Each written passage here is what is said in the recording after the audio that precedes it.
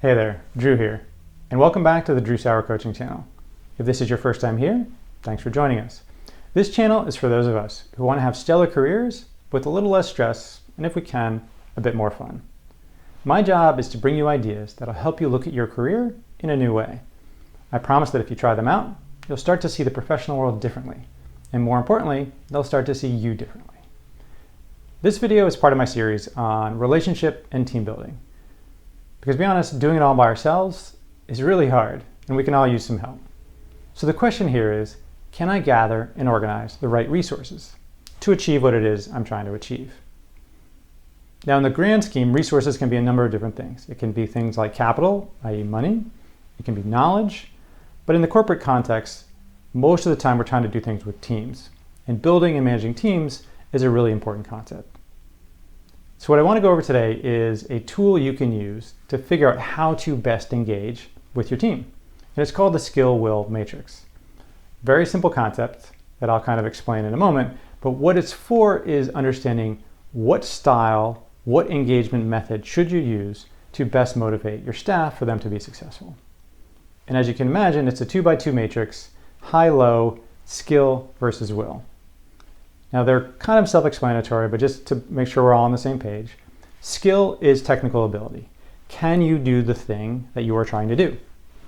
Right? That is skill. On the other side, you have will, which very simply is, do I want to do that thing? Right? Do I have the intrinsic motivation that says, okay, I'm committed to getting this thing done? And if you put them in a 2x2 matrix, you can see what it looks like here. And there are two ways to use this.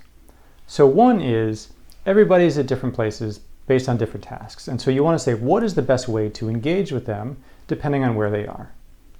And so here what you can see, and I won't go through all of them because they're relatively self-explanatory, but if you start with the lower left, you have low skill and low will. Someone who doesn't really understand the technical details of the task and isn't really motivated to do it.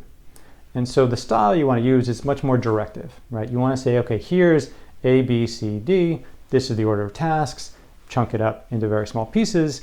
And that's probably the best way to get somebody who is in that state at the moment to be successful. On the whole other side, you have the upper right-hand quadrant where you have somebody who's high skill and high will. So somebody who really knows what they're doing, they have a lot of expertise, and they're very motivated. At that point, you kind of want to point them in the right direction, give them the resources they need, and then get out of their way. Whereas you can see here, it says empower them. Right, so that's sort of idea number one. Where are they, and how do you actually meet them where they are? The other way to use it, and again, note this is actually something you can do for yourself too, is where are they and where do I want them to be?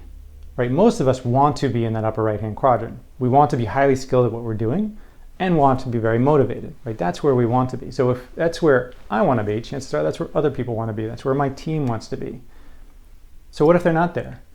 Well, again, using this, you can say, is it a skill issue or is it a will issue? And each of those have different strategies for how you would address and interact with them to try to say, build up their skills, send them in a training class, walk them through it more deeply, or try to figure out how to recast the task, figure out what it is they want and realign the task in a way that's more aligned to what is inherently motivating to them. Right? Different strategies. So what happens if you don't use this concept? Right? And the idea is relatively simple, is if you use the wrong strategy, it's going to cause a lot of frustration for both you and your staff. So back to the earlier example, if you have somebody who's in the empower, they have high skill and high will, right? They know what they're doing, they really want to get it done, and you take a directive approach and you go, okay, well, here's what you do. Step 1, step 2, step 3. What does that sound like? It's micromanaging, right? Micromanaging is important in an area where, again, it's low skill, low will, and the thing needs to get done correctly, but that's rarely the best way. Especially if somebody's empowered and you try to micromanage them, it's just going to frustrate the heck out of them. The other way to think about it is it a skill issue or a will issue? And if you pick the wrong one, again, if you don't have the skill and I just try to motivate you and push you and say, go team, it's not going to help, right? You still don't actually know how to do the task. So I want to make sure that I'm addressing the right underlying cause if we're not being successful as a team. So that's the idea. So here's an exercise to try it out. Take your team, take their top priority, and try to put them on this matrix. Where are they? Are they high skill, low skill, high will, low will? Where are they today? And if you don't have a team, do it on yourself. Take your own tasks and say, where are you? Because we're all in different quadrants at the same time, depending on what we're talking about. But again, take your team, where are they? And if they're not in that upper right-hand quadrant, strategize ways that you can start to move them depending on whether it's a skill issue or a will issue. So that's the task. Try it out. Let me know in the comments below how it went. And remember, the idea here is a little less stress and hopefully a bit more fun. This is your career, so you might as well enjoy it. And if you want to see more videos like these, please like and subscribe and check out the other videos on the channel. And when you're ready to make a significant change in your career, remember that it helps to have a partner. You can rope in a friend, or you can hire a coach.